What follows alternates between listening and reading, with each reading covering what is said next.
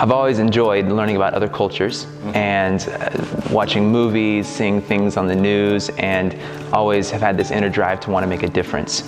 And so I decided that I wanted to start a manufacturing business in North Africa. It sounds frustrating from an American standpoint.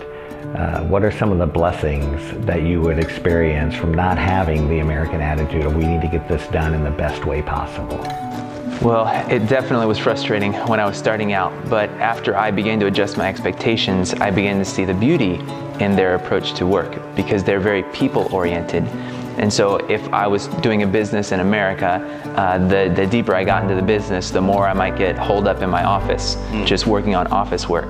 But when I'm in this culture in North Africa, I'm learning to see how they really value people and families and relationships. So alongside of those cultural differences, I'm sure ethics kind of come into play too. And I wonder, what does that look like when you're doing business in a culture that's not your own, and you come across something that you would consider in America to be unethical? It was a real struggle initially when I got over there, thinking about, okay, what is bribery and what is extortion? And what's good or bad about either one of those? And so one of the first weeks we were over there, we were pulled over by a police officer. And the police officer, he gave some reason for why he pulled us over. We had no idea. We're new to this place.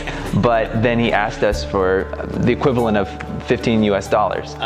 And it was kind of, there wasn't really clear explanation. And so we weren't sure was this bribery or extortion. But as we reflected on it, this guy was seeking to feed his family, and he was probably underpaid at his current role, and so I would see that as an example of extortion. Whereas a couple of days later, there was somebody that was trying to get us to do something illegal and asking us to pay money for that, and more like a bribe to try and give us a step up in his eyes.